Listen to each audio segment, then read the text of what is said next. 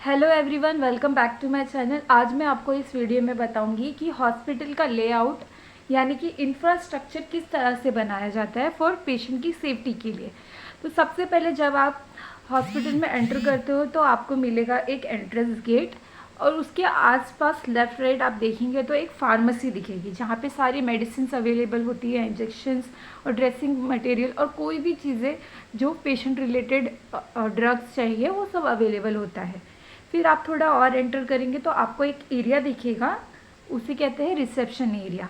तो आप वहाँ पे पेशेंट का पेपर वर्क, एडमिशन, बिलिंग के लिए जो भी है तो आप वहाँ पे बात कर सकते हो। फिर आप थोड़ा और एंटर करेंगे तो आपको मिलेगा ओपीडी रूम।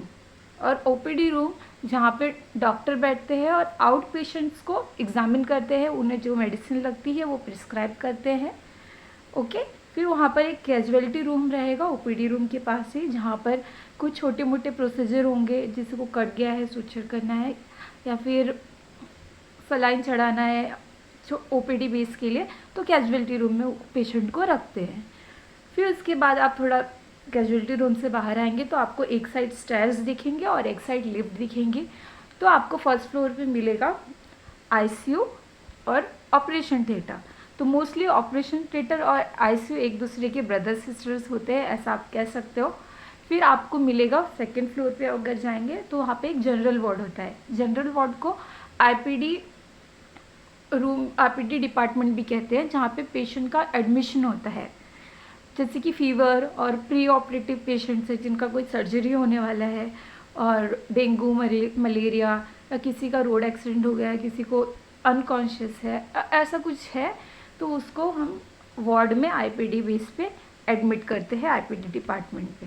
फिर आप अगर हॉस्पिटल के टॉप फ्लोर पे जाएंगे तो आपको दिखेंगे बहुत सारे सिलेंडर्स। वो सिलेंडर्स होते हैं ऑक्सीजन सिलेंडर, नाइट्रस सिलेंडर, और ये सब सिलेंडर्स सेंट्रल लाइन के थ्रू सारे वार्ड के बेड्स पे अटैच होते हैं, जो ऑक्सीजन सप्लाई करते हैं। आईसीयू में और ओटी में भी सेंट्रल लाइन के थ्रू ऑक्सीजन सिलेंडर अटैच होते हैं। कभी भी इमरजेंसी में किसी भी पेशेंट को ऑक्सीजन की नीड पड़ सकती है, इसलिए टॉप फ्लोर पे उनको रखा गया है और वो वॉल्व, सिलेंडर के वॉल्व को ओपन कर देते हैं और सारे डिपार्टमेंट में और सारे हॉस्पिटल में ईजिली ऑक्सीजन सप्लाई हो जाता है। सो अगर हम कैंटीन की बात करेंगे कि कैंटीन कहाँ होता है, तो mostly canteen first ground floor पे एंट्रेंस के पास ही होता है, आपको दिख जाएगा। क्योंकि कभी कभी रिलेटिव्स भी होते हैं, उन्हें कुछ चीज़ों की ज़रूरत होती है खाने पीने की, वो भी पेशेंट्स के साथ रहते हैं तो थक जाते हैं, और पेशेंट के डाइट प्लान वगैरह भी रहता है, तो इसलिए कैंटीन को वहाँ रखा है ताकि ईजिली कोई भी कैंटीन को अप्रोच कर सके। तो पेशेंट के डाइट प्लान के लिए हमारे सारे हॉस्पिटल में डाइटिशियंस होते हैं। डाइटिशियन मैडम हो सकते हैं, डाइटिशियन सर भी हो सकते हैं। वो सिस्टर्स को फाइल में प्रिस्क्राइब करते हैं कि कौन से पेशेंट को सॉफ्ट डाइट देना है, लिक्विड डाइट देना है और नॉर्मल डाइट देना है।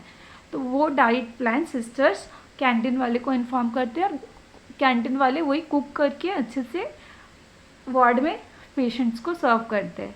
तो इस तरह से सिंपल सा एक हॉस्पिटल का लेआउट होता है ताकि इजीली सब एसेसिबल हो जाए, जो इजीली एक दूसरे को अप्रोच कर सके सारे डिपार्टमेंट्स, पेशेंट्स, रिलेटिव और जो कोवर्कर्स है, staff.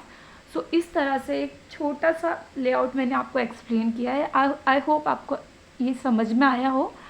So please like, share and subscribe to my channel. और अगर आपको कोई डाउट है, कुछ क्वेश्चंस है, कुछ आप चाहते हैं कि मैं उस पर वीडियो बनाऊँ, तो प्लीज़ मुझे कमेंट में मेंशन करो, मैं वो ट्राई करूँगी कि मैं वीडियो बना सकूँ। Bye, have a nice day.